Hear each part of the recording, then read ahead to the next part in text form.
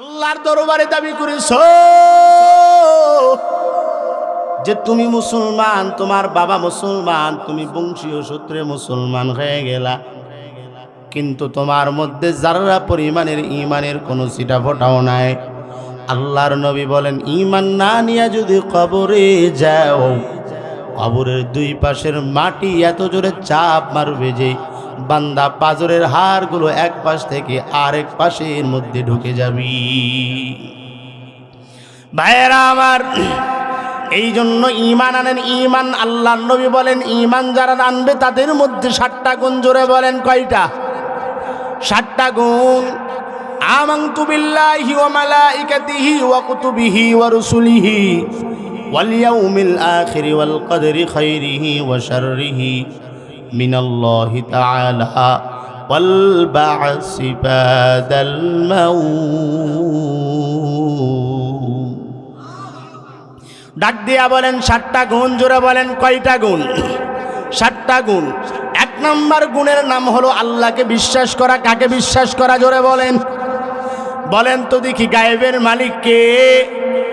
এই আল্লাহর বান্দা শুনো, আল্লাহকে বিশ্বাস করা মানে গায়েবকে বিশ্বাস করা। গায়েবের মালিক একজন, তার নাম কি? আরো জোরে বলেন কি? আল্লাহ পাক রব্বুল আলামিন কোরআনের মধ্যে ডাক দিয়া বলেন, আলিমুল গায়বি ওয়াশ শাহাদাতি হুয়ার রহমানুর রহিম, কাদেরে কুদরত দারি বরকামাল, আনতা রব্বি আনতা হাসবি জুল জালাল। আল্লাহ বলেন, আমি আল্লাহ গায়েবের মালিক, আমি আল্লাহরে বিশ্বাস করার নাম হলো ঈমান। এই করিমপুর এলাকার মুসলমান, বলেন তো দেখি, আপনারা আল্লাহকে বিশ্বাস করেন কিনা? আরো জোরে বলেন, করেন কিনা? বলে আল্লাহকে বিশ্বাস করি, কিন্তু আল্লাহর হুকুম মানতে পারি না। কথা বলেন ঠিক কিনা? মুসলমানের ঘরে জন্ম নিয়েছো, ইহুদির ঘরে জন্ম নেও নাই। ওরে আল্লাহর গোলাম, ভালো করে শুনে নাও, আল্লাহ তাআলা মুসলমানের ঘরে তোমারে পাঠাইলেন। মুসলমানের ঘরে পাঠানোর পরে আল্লাহ পাক রব্বুল আলামিন তোমাকে একটা দায়িত্ব দিলেন। দায়িত্ব, আল্লাহ বলেন, আমি আল্লাহ যে তোরে দুনিয়াতে পাঠাইলাম, পাঠানোর পরে একটা উদ্দেশ্য নিয়ে বান্দা তোরে বানাইলাম। এটা হলো আমি মাওলার ইবাদত। এ খোদা দয়াময় রব্বুল আলামিন,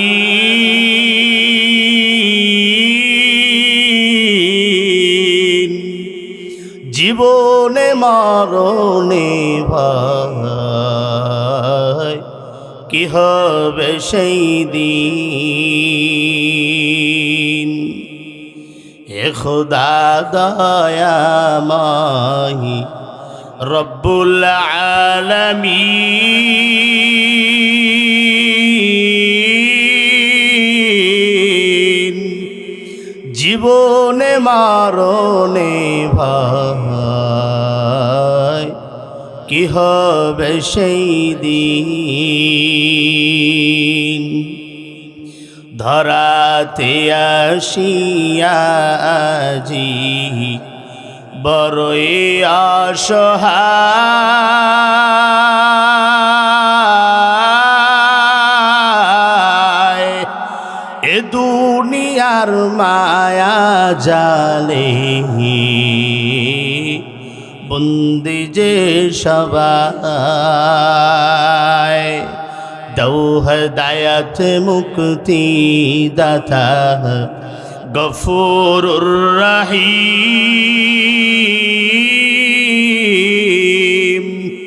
জীবনে মরণে ভাই কি হবে সেই দিন, কি হবে সেই দিন। আল্লাহর দরবারে দাবি করেছ যে তুমি মুসলমান, তোমার বাবা মুসলমান, তুমি বংশীয় সূত্রে মুসলমান হয়ে গেলা, কিন্তু তোমার মধ্যে যারা পরিমাণের ঈমানের কোনো ছিটা ফোঁটাও নাই। আল্লাহর নবী বলেন, ঈমান না নিয়ে যদি কবরে যাও, কবরের দুই পাশের মাটি এত জোরে চাপ মারবে যে বান্দা পাজরের হাড়গুলো এক পাশ থেকে আরেক পাশের মধ্যে ঢুকে যাবি। ভাইয়েরা আমার, এই জন্য ঈমান আনেন। ঈমান, আল্লাহর নবী বলেন, ঈমান যারা আনবে তাদের মধ্যে 7টা গুণ। জোরে বলেন কয়টা? 7টা গুণ। আমানতু বিল্লাহি ওয়া মালাইকাতিহি ওয়া কুতুবিহি ওয়া রুসুলিহি ওয়াল ইয়াউমিল আখিরি ওয়াল কদরি খাইরিহি ওয়া শাররিহি মিনাল্লাহি তাআলা ওয়াল বা'সি বাদাল মাউত। ডাক দিয়া বলেন 7টা গুণ। জোরে বলেন কয়টা গুণ? 7টা গুণ। 1 নম্বর গুণের নাম হলো আল্লাহকে বিশ্বাস করা। কাকে বিশ্বাস করা? জোরে বলেন, বলেন তো দেখি, গায়েবের মালিক কে? এই আল্লাহর বান্দা শোনো, আল্লাহকে বিশ্বাস করা মানে গায়েবকে বিশ্বাস করা। গায়েবের মালিক একজন, তার নাম কি? আরো জোরে বলেন কি? আল্লাহ পাক রব্বুল আলামিন কোরআনের মধ্যে ডাক দিয়া বলেন, আলিমুল গায়বি ওয়াশ শাহাদাতি হুয়ার রহমানুর রহিম,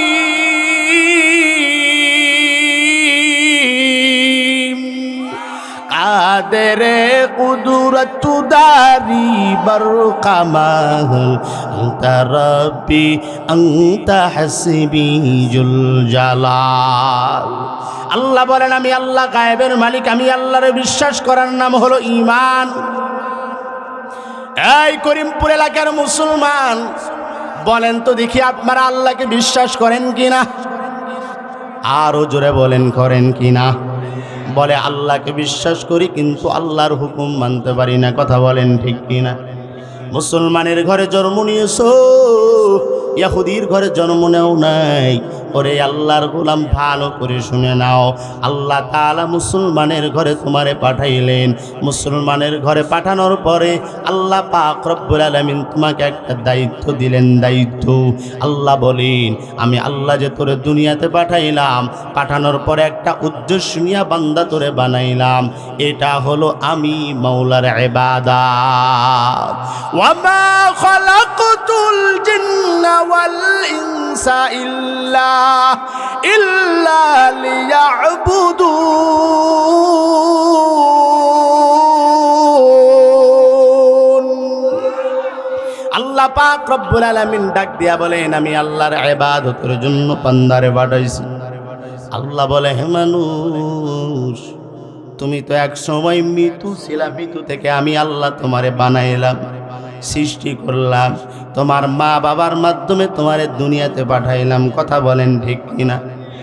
এই আল্লাহর গোলামেরা শুনে নাও, আজকে তোমরা মুসলমান বলে দাবি করো, কিন্তু ইমানদার হইতে পারো নাই। আল্লাহ পাক রব্বুল আলামিন ডাক দিয়া বলেন, সিজদা করো, ইমানদার হয়ে যাবা। নামাজ পড়, ইমানদার হবি। রোজা রাখ, ইমানদার হবি। হজ কর, ইমানদার হবি। যাকাত দাও, ইমানদার হবি। অথচ মুসলমানের ঘরের সন্তান হওয়ার পর মসজিদে আজান শুনিয়া মসজিদের সাইড থেকে দৌড় দেয়। কথা বলেন ঠিক কিনা? ভাইয়েরা আমার, ঈমান আনেন আর আমার মাওলারে চিনেন, আমার আল্লাহরে চিনেন। এক ইহুদি আলীরে প্রশ্ন করে, আলী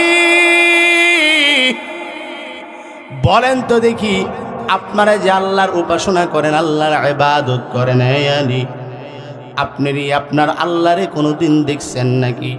হযরতে আলী ডাক দিয়া বলে, ইহুদি শুনে নাও, আমি এমন আল্লাহর ইবাদত করি না যে আল্লাহরে আমি আলী দেখি না। বলে কেমনে দেখেন? বলে এমনে, যখন নামাজের মধ্যে দাঁড়িয়ে যায় মনে হয় আমার আল্লাহ আমার সামনে হাজির। কারণ আল্লাহ পাক রব্বুল আলামিন ডাক দিয়া বলে, রে গোলাম, আমি আল্লাহরে তালাশ করার জন্য মসজিদে যাওয়া লাগবে না, মাদ্রাসায় যাওয়া লাগবে না, রাস্তায় যাওয়া লাগবে না, বুজুর্গ উলামায়ে কেরামের কাছে যাওয়া লাগবে না। তুই আমি আল্লাহরে কই তালাশ করো? আমি আল্লাহরে একবার আল্লাহ বলে ডাক দাও, আমি আল্লাহরে একবার আল্লাহ বলে ডাক দিতে দেরি হবে, আমি আল্লাহ তাআলা তোর ডাকে সাড়া দিতে বান্দা দেরি করব না। ভাইরা আমার, আল্লাহ পাক রব্বুল আলামিন তো কোরআনের মধ্যে বলে দিয়েছেন, ফাযকুরুনি আযকুরুকুম ওয়াশকুরুলি ওয়ালা তাকফুরুন। কোন বান্দা যদি আমি আল্লাহকে পাওয়ার জন্য যদি একবার আল্লাহ বলে ডাক দেয়, জোরে বলেন কয়বার? একবার আল্লাহ বলে ডাক দেয়, আল্লাহ বলে তুই একবার আমি আল্লাহরে আল্লাহ বলে ডাক দাও, আমি আল্লাহ তোর ডাকে 10 বার সাড়া দিয়া দিই। আল্লাহ আল্লাহ ক্যা মুবারক নাম হ্যায়, আল্লাহ আল্লাহ আশিকু কা কাম হ্যায়। এই জন্য আল্লাহরে ডাক দেন। এখন ঈমান যে আনবেন, কোন আল্লাহর উপর আনবেন, ঈমানের পরিচয়টা নিয়ে নেন।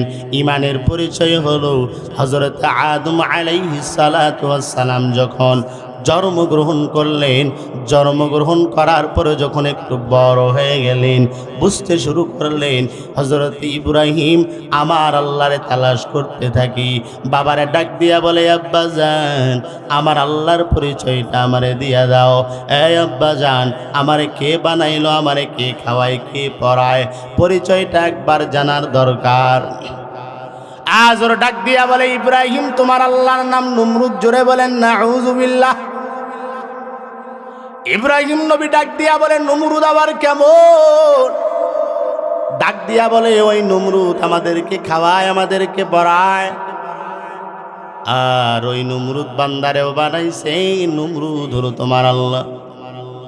ইব্রাহিম নবী ডাক দিয়া বলে, আব্বা জান তাহলে ওই নমরুদরে একবার দেখার দরকার, বলে চলো। তবে আজর চিন্তা করলো, ইব্রাহিম রে যদি ডাইরেক্ট নমরুদের সঙ্গে সাক্ষাৎ করায় মানতে যাবে না, কি করতে হবে? বলে আমার মতো আমার সন্তানটারেও মূর্তি পূজক বানাইতে হবে, মূর্তি পূজক। বলে ইব্রাহিম নবীরে যখন মূর্তির সামনে লইয়া যায়, ইব্রাহিম নবী ডাক দিয়া বলে, যেই মূর্তি কথা বলতে পারে না, এই মূর্তিরে আমি ইব্রাহিম খোদা বলে মানতে পারি না। এইবারে আজর চিন্তার মধ্যে পড়ে গেলেন, আমার সন্তান তো কোনো কর্মে এই ইহুদির মূর্তিগুলোকে খোদা বলে মানবে না, কি করব? বলে মূর্তির সঙ্গে আরো গভীর সম্পর্ক লাগায় দাও। বলে কেমনে লাগানো সম্ভব? বলে মূর্তি বেচা কেনার ব্যবসায় ঢুকিয়ে দাও। ওই সময় আজর ছোট্ট ছোট্ট মাটির মূর্তিগুলো বানায়া বিক্রি করার জন্য যাইতো বাজারে। কিন্তু যখন থেকে ইব্রাহিম নবী ডাক দিয়া বলে, আব্বা জান আমার সঙ্গে আমার খোদার পরিচয় করিয়া দেন, ওই দিন থেকে আজর আর মূর্তি বিক্রি করার জন্য যায় না। ইব্রাহিম নবীকে একদিন ডাক দিয়া বলে, বাবা ইব্রাহিম এই দিকে আসো। ইব্রাহিম নবী হাজির হয়ে গেলেন। ডাক দিয়া বলে, আব্বা জান কি বলবেন বলেন তো দেখি। ডাক দিয়া বলে, শুনে নাও, এই যে তোমার মূর্তিগুলো দিলাম, বাজারের মধ্যে গিয়া নিয়ে বিক্রি করবা। এই বাজারের মধ্যে গিয়া বিক্রি করা যেই সমস্ত টাকাগুলো পাবা, আমার কাছে তুমি নিয়ে এসে দিয়ে দিবা। হযরত ইব্রাহিম মাথায় করে মূর্তি লইয়া বাজারের দিকে রওনা দিয়া দিলেন। ইব্রাহিম নবী চলতেছে আর চিন্তা করতেছেন, এই যে মাথায় করে আমি মূর্তিগুলো নিয়ে যাই, এই মূর্তিকে আমার বাবা খোদা বলে মানে, কিন্তু অথচ মূর্তি আমার নিয়ে যাওয়ার কথা, ওই জায়গায় মূর্তিরে আমি মাথায় করে নিয়ে গেলাম, এই মূর্তি তো কোনোদিন খোদা হইতে পারে না। ইব্রাহিম নবী গাছের নিচে বসিয়া একটা মূর্তির কান ভাঙ্গিয়ে দিলেন, একটার নাক একটার চোখগুলো কানা করে দিলেন। দেওয়ার পরে বাজারের মধ্যে নিয়ে গিয়া ডাক দিয়া বলে, কে নিবা মূর্তি? সবাই ডাক দিয়া বলে, আজরের ছেলে ইব্রাহিম তুমি কি পাগল হয়ে গেছো নাকি? ভাঙ্গা মূর্তি বাজারে কেউ নিবে না। বলে কেন নিবা না? তোমরা তো খোদা বলে মানো। বলে হ্যাঁ, তবে ভাঙ্গা মূর্তি নিব না। বলে কেন নিবা না? তোমাদের খোদা একে অপরের সঙ্গে মারামারি করো। ডাক দিয়া বলে, কেমনে কি? বলে আমি যখন মাথায় করে নিয়ে আসতাম, এমন সময় একটা আরেকটারে ডাক দিয়া বলে, তোর থেকে আমি বড়। ও বলে আমি বড়, ও বলে আমি বড়। এই বড় করতে করতে একটা অপরের সঙ্গে মারামারি লেগে হাত পা ভাঙ্গা শেষ। এখন তোমরা নাও নিয়ে গিয়া হাত পা জোড়া দিয়া নিয়ে গিয়া পূজা করো। বলে খবরদার, ফাজলামি করবা না, মূর্তি কোনোদিন মারামারি করতে পারে নাকি? আর একজন ব্যবসায়ী ডাক দিয়া বলে, ইব্রাহিম আমি তোমার বাবারে বলে দিব যে তুমি মূর্তিগুলো ভাঙ্গিয়ে দিয়েছো। ইব্রাহিম নবী আবার ফেরত আসলেন। আজর চিন্তা করলেন, আমার সন্তান কোনোদিন মূর্তি পূজক হবে না, এরে নমরুদের সঙ্গে আমারে সাক্ষাৎ করাইতে হবে। ভাইয়েরা আমার, নমরুদের কাছে নিয়ে গেলেন। তবে নমরুদ আবার অন্যরকম ব্যক্তি, এত পরিমাণের কালো যে নমরুদরে দেখায় যায় না, এত পরিমাণের কালো। এই নমরুদরে যখন দেখাইতে যায়, ইব্রাহিম নবী ডাক দিয়া বলে, বাবা এই কালো ব্যক্তিকে বলে খোদা। এই বাবা পাগল হয়ে গেছেন নাকি? এই কালো ব্যক্তি আবার কেমন করে খোদা হয়? আরে আব্বাজান, এই কালো ব্যক্তি কোনোদিন খোদা হইতে পারে না। আমি ইব্রাহিম নবী যদি হয় এত সুন্দর, আমার খোদা আমার থেকে আরো বেশি হবে সুন্দর। এইবারে মানতে চায় না। তবে এক পলক দেখার পরে চলে আসলেন। কিরে আজর, তোমার সন্তান কি বলে? কয় না, তা মানতে চায় না। বলে কেন? বলে সমস্যা। বলে কি তোমার সন্তান কি বলে? তোমার সন্তানরে ডাক দাও। ইব্রাহিম নবীরে সঙ্গে কইরা লইয়া যখন রাজমহলে যখন ডই গেলেন, নমরুদ দাঁড়ায় ডাক দিয়া বলে, ইব্রাহিম তুমি কি চাও? আমার একবার খোদা বলে ডাক দিয়া দেখো, তোমারে দুনিয়ার সব কিছু তোমার সামনে হাজির করে দিব। ইব্রাহিম নবী ডাক দিয়া বলে, এটা অসম্ভব। কেন রে ইব্রাহিম? ডাক দিয়া বলে, খোদা যিনি আসমান বানাইছেন, যিনি খোদা তো যিনি, আমি ইব্রাহিম রে বানাইছেন যিনি, আপনারে বানাইছেন যিনি।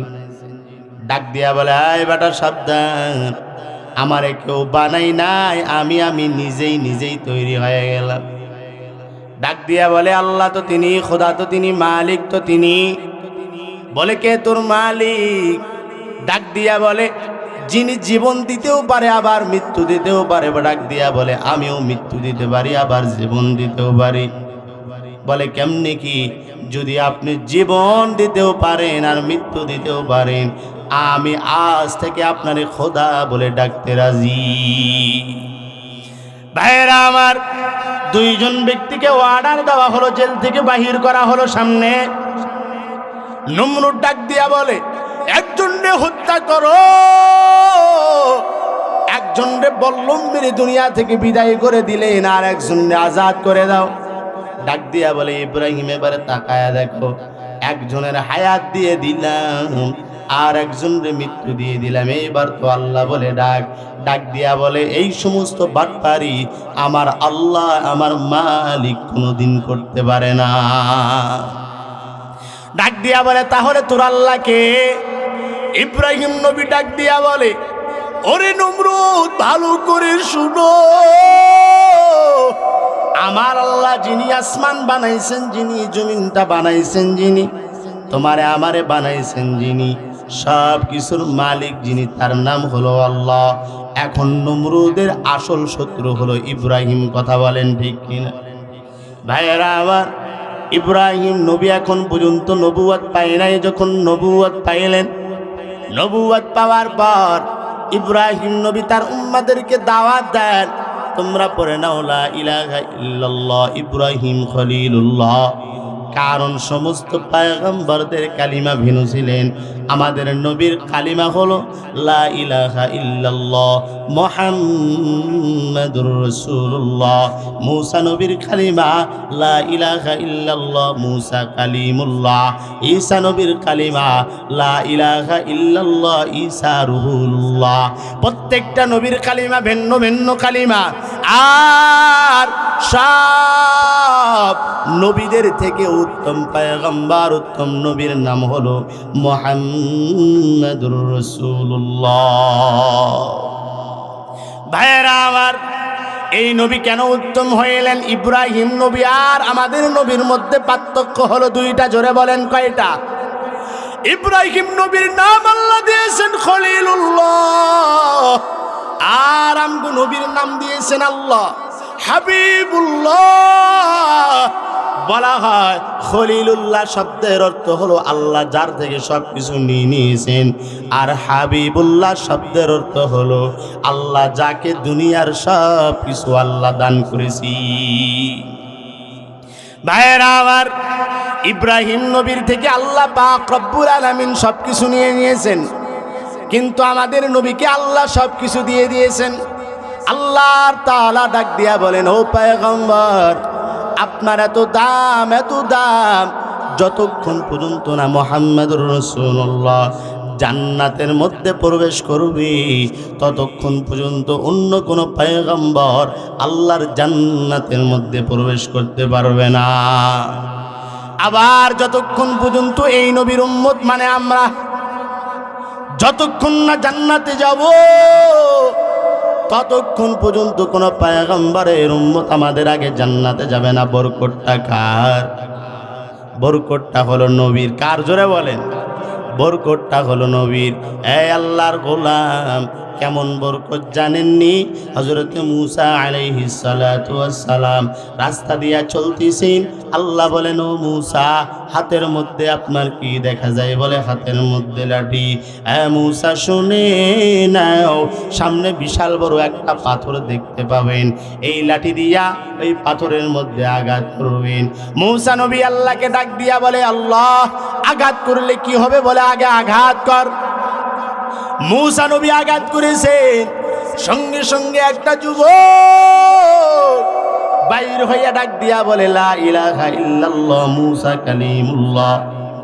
আই মূসা নবী আমার, বলেন তো দেখি আমারে স্মরণ করলেন কারণ কি? বলে, আল্লাহর হুকুম। এই যুবক, কতদিন ধরে আল্লাহর ইবাদত করো? বলে, পয়গম্বর, 1 বছর নয়, 2 বছর নয়, প্রায় 750 বছর ধরে এই পাথরের মধ্যে আমি আমার মালিক আল্লাহর ইবাদত করি।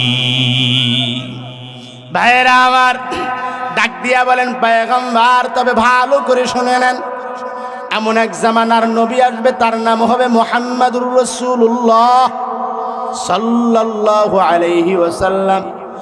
এই পয়গম্বর, ওই জামানার নবীর উম্মত যদি একবার সুবহানাল্লাহর শব্দ যদি একবার জবান থেকে বলে দেয়, আমি আপনার উম্মত হইয়া 750 বছর যে আমল করলাম, একবার সুবহানাল্লাহ বলার কারণে আল্লাহ 750 বছরের আমল নামা বান্দার আমল নামার মধ্যে দান করে দিবেন।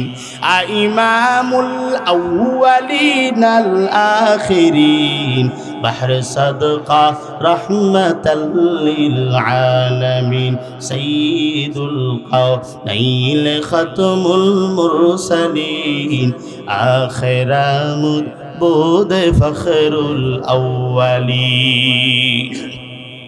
ভাইরা আমার, তাহলে বলেন তো দেখি, এই নবীর উম্মত হওয়ার পরে আমরা জিতছি না ঠকলাম? আরো জোরে বললাম, জিতলাম না ঠকলাম? এই আল্লাহর গোলাম, শুনে নাও, ইব্রাহিম নবী যখন আল্লাহর পক্ষে যখন কথা বললেন, নমরুদের গায়ে আগুন জ্বলে গেল। আজরকে ডাক দিয়া বলে, তোমার সন্তান রে হয় আমার খোদা বলে মানতে বলো, না হলে দুনিয়া থেকে তারে বিদায় করে দিব। ইব্রাহিম নবী ডাক দিয়া বলে, আব্বাজান, এই নমরুদ রে আমি কোনোদিন খোদা বলে মানতে পারবো না। এইবারে নমরুদ চিন্তা করলো, ইব্রাহিমরে যদি এই দেশের মধ্যে রাখা যায়, তাহলে এই ইব্রাহিম আমার আল্লাহ হওয়ার জন্য প্রধান বাধা হয়ে দাঁড়াবে, এর আগে হত্যা করতে হবে। এই জন্য বিশাল বড় অগ্নিকুণ্ড জ্বালানো হলো। এত বেশি অগ্নিকুণ্ড তাপ যে হাদিসের মধ্যে আসছে, 1 মাইল উপর দিয়েও যদি কোনো পাখি যাইতো, মুহূর্তের মধ্যেই পুরে সারকার হয়ে যাইত। এত পরিমাণের তাপ। আজরকে ডাক দিয়া বলে, রে আজর, ইব্রাহিম রে কেমনে ফেলে দিব? কারণ এত পরিমাণের তাপ, ওই ইব্রাহিম রে কেমনে আগুনের অগ্নিকুণ্ডের মধ্যে ফালায়? ডাক দিয়া বলে, বুদ্ধি একটাই। বলে, কেমনে কি? কোমরের মধ্যে রশি লাগাইয়া বাঁশের মধ্যে করে দিয়া দূর থেকে ফেলাইয়া দেন। যখন ইব্রাহিম নবীর কোমরের মধ্যে রশি বানাইয়া সবাই যখন তোলার চেষ্টা করে, তুলতে পারে না। ইতিমধ্যে শয়তান হাজির হয়ে গেল, ডাক দিয়া বলে, নমরুদ, তুই কেন তোর 14 গোষ্ঠীও যদি তারে তুলতে চাও, পারবা না? বলে, কারণ কি? ওই বলে, কারণ তোর মতো পাপীর চোখ দিয়া তুই দেখতে পারবি না। আমি শয়তান তাকায় দেখি লক্ষ লক্ষ ফেরেশতা ইব্রাহিম নবীর নিরাপত্তার জন্য রেডি হয়ে গেছি। এখন উপায় কি? তাহলে ইব্রাহিমকে কি পুড়ে মারতে পারবো না? না হলে তো আরো বিপদ। ডাক দিয়া বলে, রে নমরুদ, কেন পারবা না? আমার কাছে উপায়ের শেষ নাই। বলে কি? ডাক দিয়া বলে, একটা উপায়, হয়তোবা উলঙ্গ নারী পুরুষ মিলন মেলার আয়োজন করো, এখানে ফেরেশতারা লজ্জা পাবে, শরম পাবে, চলে যাবে। নয়তোবা ইব্রাহিম নবীর জামা কাপড়গুলো খুলে দাও, ফেরেশতারা দেইখা শরম পায় এখান থেকে চলে যাবে। হাদিসের মধ্যে দুইটা রাওয়ায়াত আছে। বলে এক নম্বরে ইব্রাহিম নবীর বাবা ইব্রাহিম নবীর জামা খোলার জন্য রেডি হয়ে গেছেন। জোরে বলেন নাউযুবিল্লাহ। ইব্রাহিম নবীর জামা খোলার জন্য রেডি হয়ে গেলেন। আজর যখন সামনে আগায়, ইব্রাহিম নবী ডাক দিয়া বলে, রে আব্বাজান, আপনার আমার জন্য কি কোনো মায়া নাই? ও বাবা, আপনার আমার জন্য কি কোনো দয়া নাই? আমি আপনার সন্তান হওয়ার পর আমার জামা আপনি কেমনে করবেন? ও আব্বাজান, এটা যদি অন্য কেউ হইতো মানতাম, কিন্তু আপনি আমার নিজের বাবা হয়ে কেমনে আমারে আপনি হাজার হাজার মানুষের সামনে বেইজ্জতি করবেন? এক রিওয়ায়াতে আছে, বলে নারী পুরুষের মিলন মেলার আয়োজন করলো, ফেরেশতারা বিদায় নিয়ে চলে গেল। ইব্রাহিম নবীরে যখন আগুনের মধ্যে ফেলা হয়, আল্লাহ বলে, ওরে আগুন সাবধান, আমার নবীর একটা পশম যেন না পড়ে। জোরে বলেন সুবহানাল্লাহ।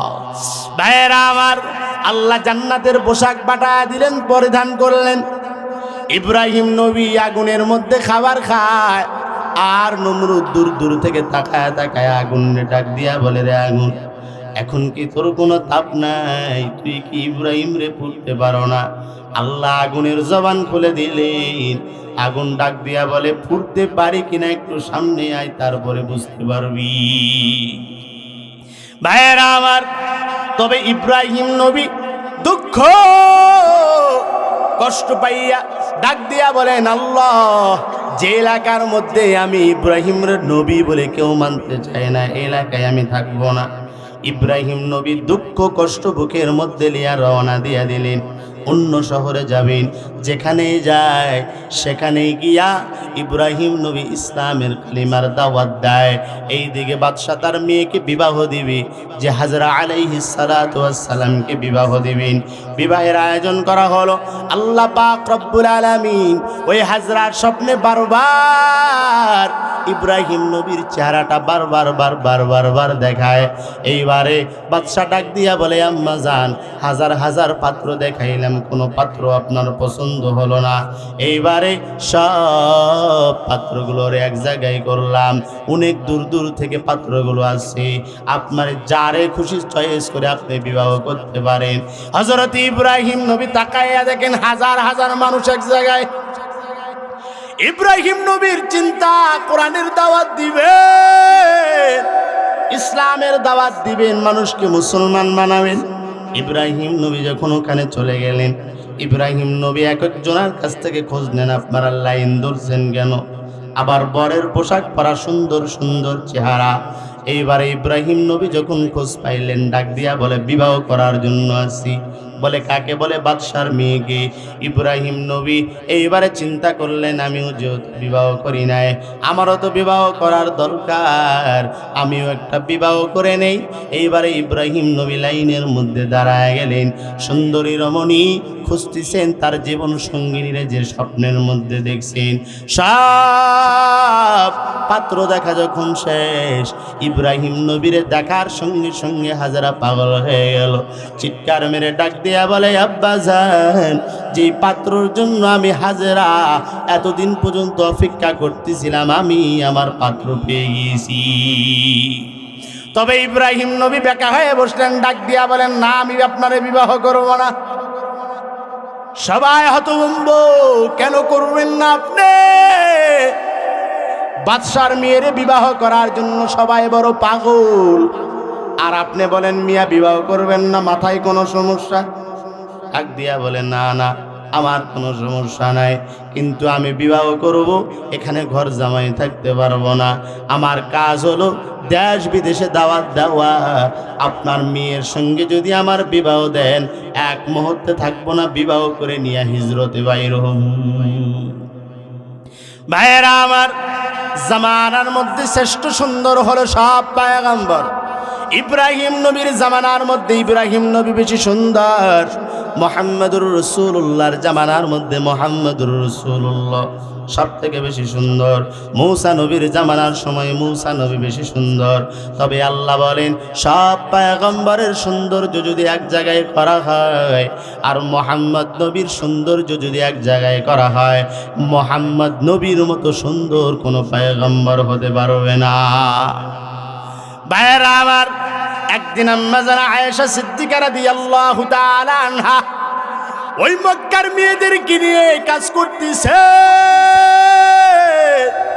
আর ওই মক্কার মেয়েগুলো আবেগে আপ্লুত হইয়া ডাক দিয়া বলে, আম্মা জান ভালো করে শুনে নেন, আমরা শুনলাম ওই ইউসুফ নবী নাকি এত সুন্দর। ইউসুফ নবীর চেহারা দেখার কারণে ওই মিশরের মেয়েরা হাতের আঙ্গুল কেটে ফেলেছিল, তারা টের পায় নাই। এই আম্মা জান, আমাদের পয়গম্বর কেমন সুন্দর। ডাক দিয়া বলে, আরবের মেয়েরা শোনো, ও মিশরের মেয়েরা যদি ওই ইউসুফ নবীরে না দেখিয়া যদি মুহাম্মদ নবীরে দেখতো, তারা হাতের আঙ্গুল না কলিজা কেটে ফেলে দিলেও তারা টের পাইত না। জোরে বলেন সুবহানাল্লাহ। ভাইয়েরা আমার, তবে ইব্রাহিম নবী যেমন সুন্দর, ইব্রাহিম নবীর স্ত্রীও তেমন সুন্দর। ইব্রাহিম নবী যখন সামনে যাবেন, ইব্রাহিম নবী তার স্ত্রী নিয়ে যখন সামনে যাবেন, এমন সময় একটা বর্ডার ক্রস করতে হবে। কিন্তু ওই বর্ডারের এলাকার যেই বাদশাহ, তার নাম ছিল ইমরুল কায়েস। এই ইমরুল কায়েস এত খারাপ, ইতিহাসের মধ্যে আছে যে ফেরাউনের থেকে ইমরুল কায়েস বেশি খারাপ ছিল। কারণ ওই সীমান্ত এলাকায় দিয়ে যেই মেয়ে যাইত তারে সে ধর্ষণ করত, আর তার যেই মন্ত্রী ছিল, তার যে সহযোগী ছিল, তারা বর্ডার থেকে সুন্দরী সুন্দরী মেয়েগুলো নিয়ে গিয়া ওই ইব্রাহিম নবী বলেন যে সুন্দর সুন্দর রমণীগুলো নিয়া ওই ইমরুল কায়েসকে সে উপহার দিত। ইমরুল কায়েস তাদেরকে পুরস্কৃত করতেন। তবে ইব্রাহিম পয়গম্বর যখন বর্ডার দিয়া যাবেন, এমন সময় আল্লাহ পাক রব্বুল আলামিন ডাক দিয়া বলেন, ইব্রাহিম কই যাও? ডাক দিয়া বলেন, আল্লাহ, যে এলাকায় আমার নবী বলে মানতে চাই না, আমি ইব্রাহিম ওই এলাকার মধ্যে থাকতে চাই না। বর্ডারের মধ্যে তারা ধরা পড়ে গেলেন। আম্মা জান হাজরাকে যখন এই বর্ডারের লোকজন দেখলো, এত সুন্দর রমণী, পৃথিবীর মধ্যে এত সুন্দর কেউ নয়। আমরা যদি আমাদের বাদশাকে যদি এই সুন্দরী রমণীটা উপহার দিয়া দেই, তাহলে আমরা পুরস্কৃত হয়ে যাব।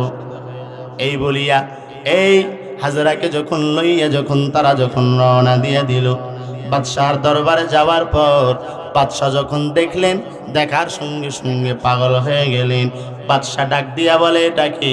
ইব্রাহিম নবী তার স্ত্রীর শিখা দিয়েছেন, ডাক দিয়া বলবা, তোমারে যদি বলে আমি কে হই, আর আমারে যদি বলে তুমি কে হও, আমি বলবো তুমি আমার বোন, আর তুমি আমারে ডাক দিয়া বলবা তুমি আমার বড় ভাই।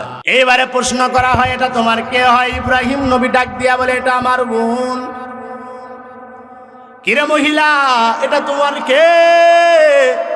ডাক দিয়া বলে, এটা আমার বড় ভাই। বলে কই যাও? বলে অন্য দেশে আমরা ঘুরতে যাই। এইবারে অসৎ উদ্দেশ্য নিয়ে, খারাপ উদ্দেশ্য নিয়ে যখন একটা ঘরের মধ্যে আটকাইলেন, সর্বপ্রথম এই যে আপনারা এলইডি টিভি দেখেন, এই এলইডি আপনার সিসিটিভি ক্যামেরা বলেন ইব্রাহিম নবীর জামানা থেকে এটা আগেই চালু হয়ে গেছি। আল্লাহ বলে, ইব্রাহিম তোমার মনের মধ্যে যেন কোনো সন্দেহ না থাকে। ইব্রাহিম সামনে তাকাও, দেওয়ালের মধ্যে তাকাও, আমি আল্লাহ সবগুলো তোমার ভিডিও করে করে আমি আল্লাহ পাঠায় দিতেছি। দেখো হাজরার মধ্যে আর এই বাদশার মধ্যে কি হয়। এইবারে বাদশা যখন তার স্ত্রীর দিকে আগাইতে যাবেন, ইব্রাহিম নবীর স্ত্রীর দিকে যখন আগাইতে যাবেন, বাদশার পা দুটো ন্যাংরা হয়ে গেল, লুলা হয়ে গেল, মুহূর্তের মধ্যে জমিনের মধ্যে পড়ে গেল। এইবারে বাদশাহ ডাক দিয়া বলে, আম্মা জান, আমারে আপনি মাফ করে দেন আম্মা জান, আমি আর আপনার দিকে যাব না। আবার যখন ভালো হয়ে গেলেন, বাদশাহ লোকটা সামলাইতে পারলো না, আবার একটু সামনে গেলেন, আবার বোবা হয়ে গেলেন, ন্যাংরা লুলা হয়ে গেলেন। আবার যখন ভালো হয়ে গেল, আবার যায়। আম্মা জান ডাক দিয়া বলে, তুই যদি আর একবার আগাও, এইবারে আমি আমার মাওলার কাছে দোয়া করব না, তুই আর জীবনেও ভালো হইতে পারবি না। ডাক দিয়া বলে, না না, এদের সঙ্গে খারাপ কাজ করা যাবে না, নিশ্চয় এরা আল্লাহ প্রদত্ত কোনো কিছু হবে। ডাক দিয়া বলেন, তোমরা যাও, সঙ্গে আমার একটা মেয়ে আছে, এই মেয়েটারে লইয়া চলে যাও। ওরে আল্লাহর গোলাম, ওই ইব্রাহিম নবী এত ত্যাগ স্বীকার করার পর, এত পরীক্ষা পাওয়ার পর আমার মাওলারে ভুলছে নাকি বলেন তো দেখি? মাওলারে বলে নাই। ৮০ বছর বয়সে প্রথম সন্তান হযরত ইসমাঈল আলাইহিস সালাতু ওয়াস সালাম আল্লাহর কাছে কান্না করে, হে মালিক রব্বি হাবলি মিনাস সলিহিন, ও আল্লাহ তুমি আমার একটা নেককার সন্তান দাও। আল্লাহ ৮০ বছর একটা সন্তান দান করলেন, কলিজার টুকরা সন্তান, বাবার আদরের বড় সন্তান। আল্লাহ বলে, ও ইব্রাহিম, আপনার সব থেকে যে প্রিয় বস্তু, এই বস্তুটারে আপনি কুরবানি দিয়ে দেন। ইব্রাহিম নবী সকালবেলা উঠে ১০০ কুরবানি দিলেন, আল্লাহ পছন্দ করলেন না। আল্লাহ বলেন, ও ইব্রাহিম, আবার একবার আপনার কুরবানি দিতে হবে। আবার দিলেন, হলো না, আবার দিলেন, হলো না। ইব্রাহিম নবী তাকায়া ঘুমের মধ্যে দেখতেছি যে ইসমাইল নবীর সে জবাই করে ফেলাই দিছে।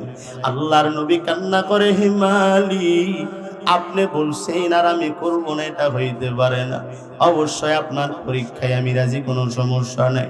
হযরত ইব্রাহিম নবী তার সন্তানকে ডাক দিয়া বলে, ও সন্তান, আমি বাবা দেখতেছি, আমি তোমার জবাই করি আব্বাজান।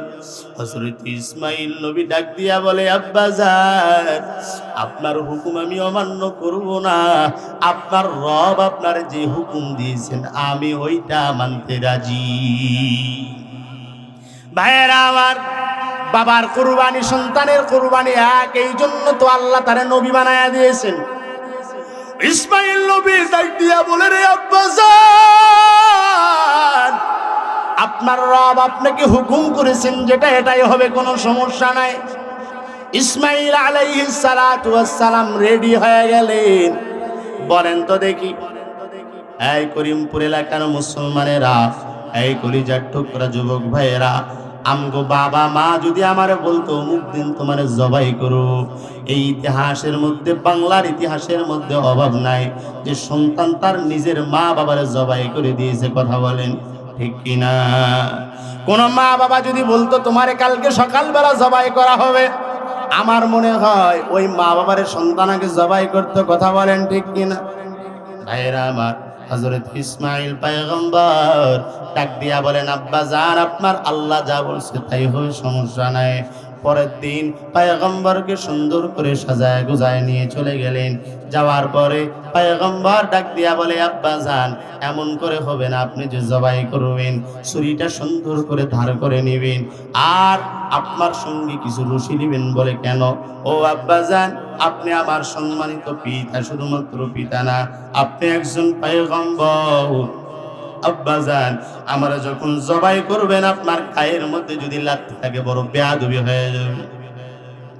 এই আব্বাজান, সুতরাং হাত পাগুলো সুন্দর করে বাঁধবেন, আমারে আপনি জবাই করে দিবেন, তাহলে আমার কোনো কষ্ট হবে না। তবে আব্বাজান শুনে নেন, এই জামাটা, রক্তমাখা জামাটা আমার মায়ের কাছে নিয়ে গিয়ে আপনি উপহার দিয়ে দিবেন যে আল্লাহর রাস্তায় আমি কুরবান হয়ে গেছি। কারণ আমার মার কেউ নাই, আমি ইসমাইল ছাড়া আমার মার কেউ নাই। আমার মা বড় কষ্ট পাবে, দুঃখ পাবে। আমার মাকে আপনি একটাবার বলবে আপনার সন্তান আল্লাহর রাস্তায় কুরবানি হয়ে গেছি। হযরত ইসমাইল কুরবানির জন্য রেডি হয়ে গেলেন। আল্লাহ দেখতেছেন, কুরবানি করো বিসমিল্লাহ বলে যখন ছুরি চালাইলেন, কাটে না। দ্বিতীয়বার আবার চালাই, কাটে না। রাগান্বিত হয়ে যখন তরবারিগুলো দিয়ে ছিটকায় ফেলে দিলেন, মুহূর্তের মধ্যে পাথর কেটে দ্বিখণ্ডিত হয়ে গেল। আবার তরবারি যখন নিয়ে আসবেন, গলার মধ্যে লাগা যখন ছুরির টান দিবেন, আল্লাহ বলে জিবরাইল আমার বন্ধু পরীক্ষার মধ্যে পাশ করে গেল, এই মুহূর্তে একটা জান্নাত থেকে দুম্বা নিয়ে গিয়া ইব্রাহিম নবীর ছুরির নিচে রেখে দিয়ে দাও। ভাইয়েরা আমার, তারা ইসলামের জন্য কত কষ্ট কত মুজাহাদা করছেন, তারপরেও তারা আল্লাহরে ভুলছে। এই করিমপুরের মুসলমান শুনো, এত কষ্ট এত মুজাহাদা করার পরও তারা বলে নাই আমার আল্লাহ বারবার ইব্রাহিম নবীর এতবার পরীক্ষা করছেন, ইব্রাহিম নবী বলে নাই আর আমগো নবীরে আল্লাহ সব কিছু দিয়ে দিয়েছেন। ইব্রাহিম নবীর নাম খলিলুল্লাহ আর আমগো নবীর নাম হলো হাবিবুল্লাহ। আল্লাহর নবীরে আল্লাহ পাক রব্বুল আলামিন সব কিছু দিয়ে দিলেন, তবে আল্লাহর নবী আল্লাহরে বলে নাই। সারা রাত্র দাঁড়ায় দাঁড়ায় নামাজ পড়ছেন, রমজানের রোজা ব্যতীত নফল রোজাও রাখছেন। আর আল্লাহর নবী নামাজ পড়িয়া মাওলার কাছে দোয়া করে, হে মালিক আমার উম্মতের কি হবে, আমার উম্মত গুলো কই যাবে সারা জীবন। নবী আমার উম্মতের জন্য কান্না করলে, নবী আমার একদিন নয় দুই দিন নয় প্রায় 7 দিন ধরে নবী আমার কোনো কিছুই খান না, পেটের মধ্যে পাথর বাঁধা।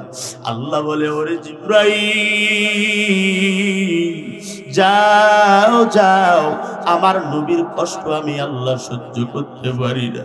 আমার নবীরে গিয়া বলো, পয়গম্বর আপনার এত কষ্ট করতে হবে না, আপনার আল্লাহ আপনার এই উহুদ পাহাড়টা স্বর্ণের বানায় দিবে আপনি যদি চান। জিবরাইল মুহূর্তের মধ্যে হাজির, পয়গম্বরকে ডাক দিয়া বলেন, ও পয়গম্বর আপনি একবার বলেন আমার আল্লাহ আপনার এই উহুদ পাহাড়টা আপনার জন্য স্বর্ণের বানায়া দিবেন। ডাক দিয়া বলেন, রে জিবরাইল এটা শুধু আমি নবীর জন্য নাকি আমার উম্মতের জন্য? ডাক দিয়া বলে, ও পয়গম্বর এটা শুধু আপনার জন্য, আপনার উম্মত পাবে না। নবী আমার ডাক দিয়া বলে, যেটা আমার উম্মত পাবে না আমি পয়গম্বর ওই জিনিস নিতে পারবো না। ওগো নবীর উম্মতেরা হয়ে আজি দিশাহারা,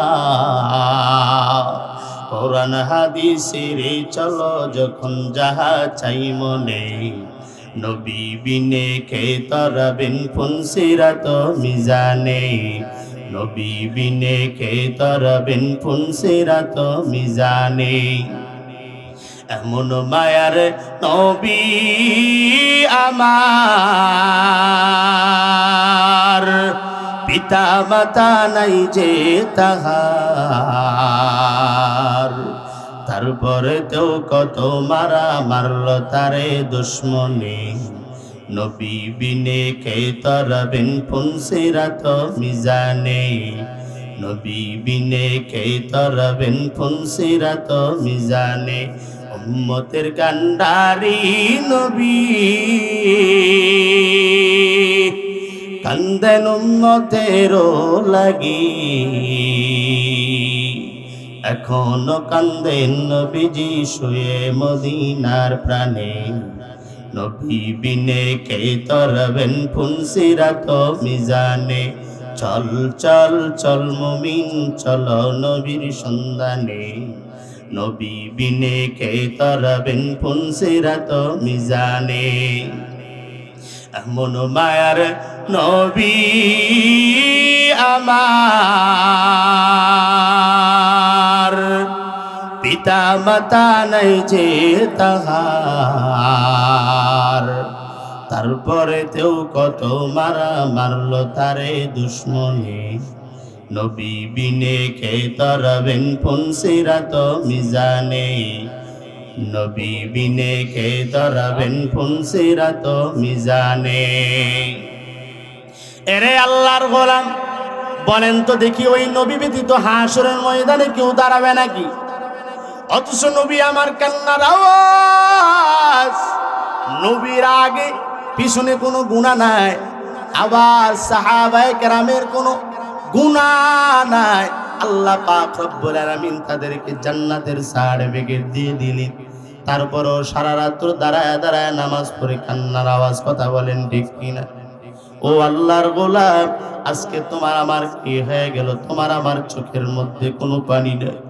ও আল্লাহর গোলাম, একবার চিন্তা করে দেখো, এই করিমপুর কবরস্থানে তোমার আমার মাগুলো কবরস্থানের মধ্যে শুয়ে আছে। ও আল্লাহর গোলাম, আর কবে তোমার চিন্তা হবে যে তুমি একদিন কবরে যাইবা? আজকে তুমি তোমার মাওলারে বলে আসো, আজকে তুমি তোমার আল্লাহরে বলে আসো রে বাবা।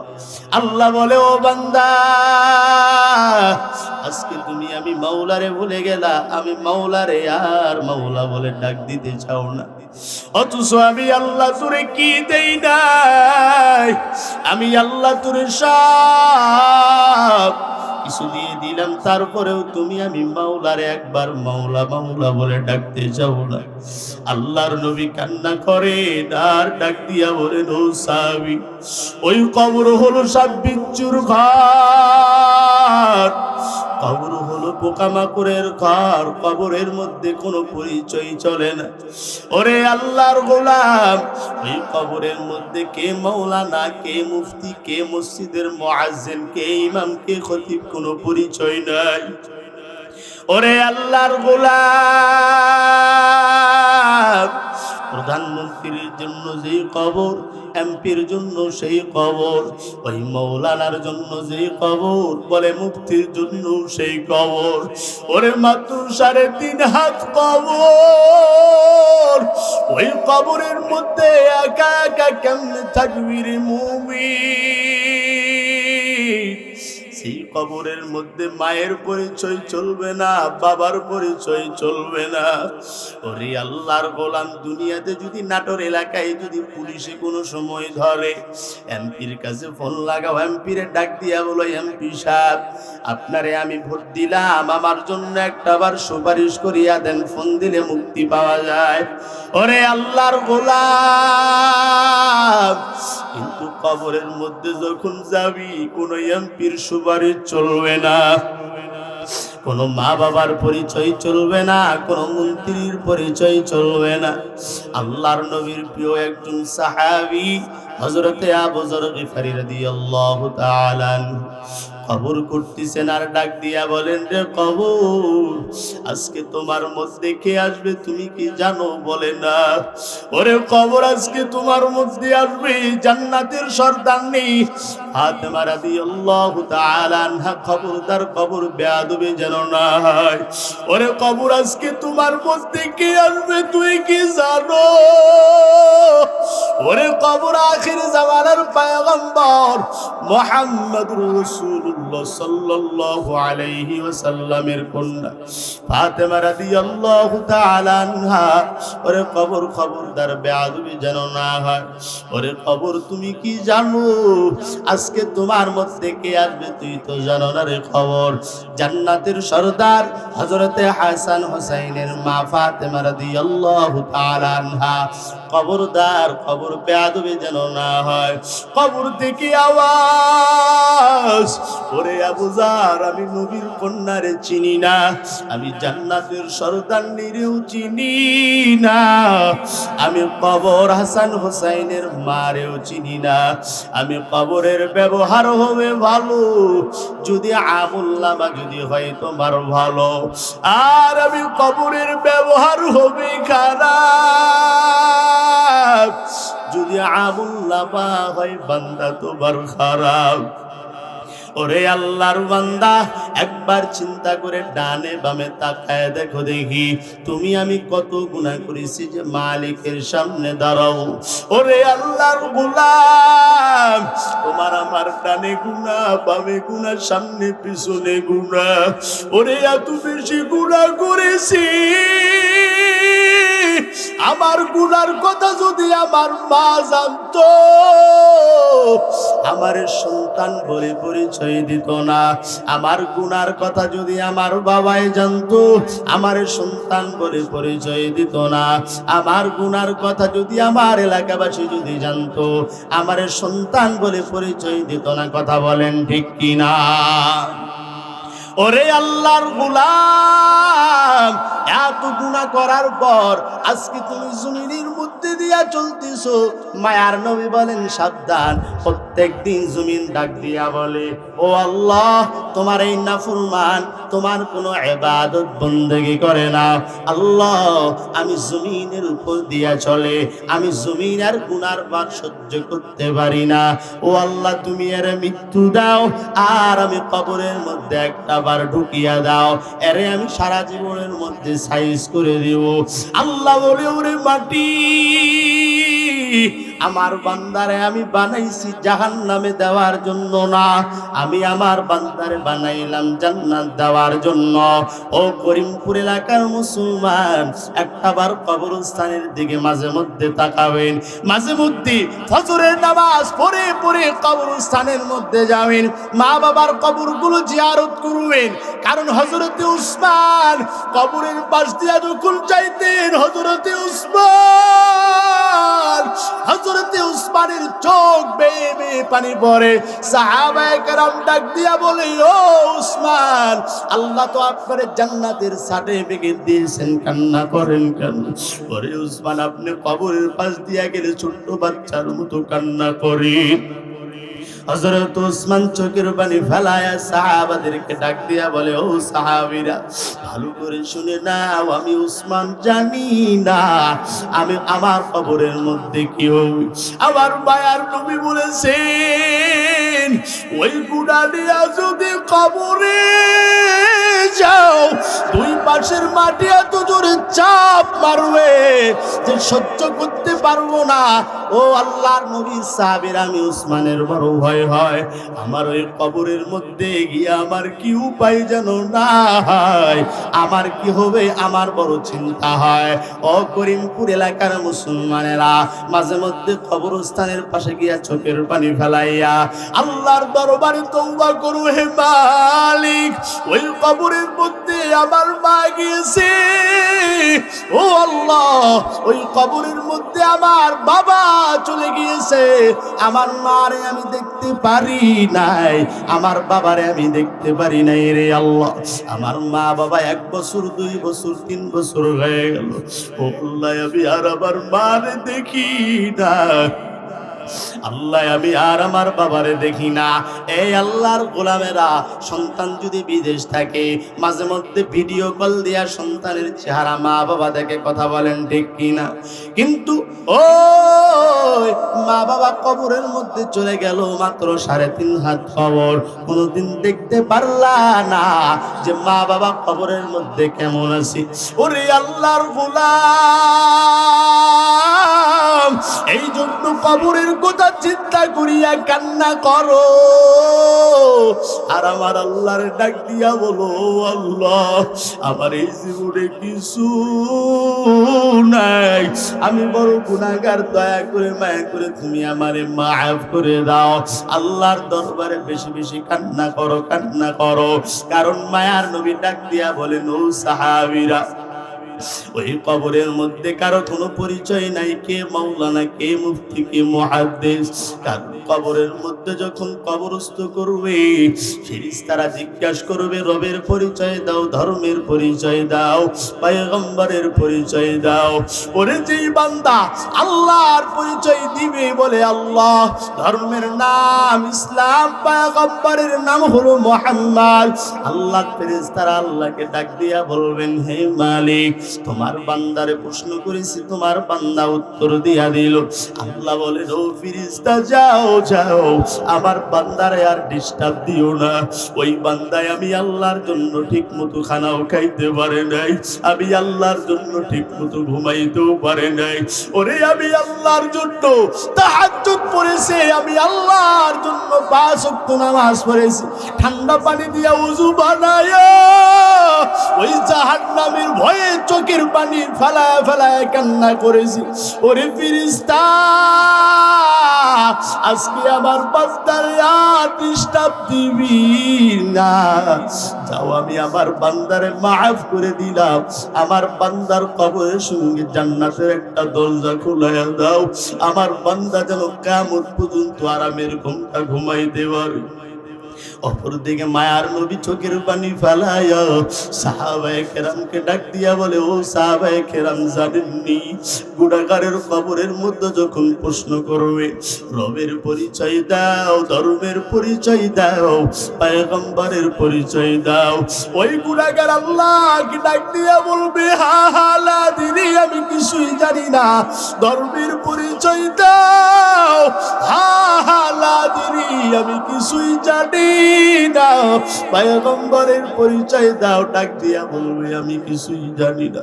হে দয়ার আল্লাহ, তোমার বান্দা নাকি কিছু জানে না।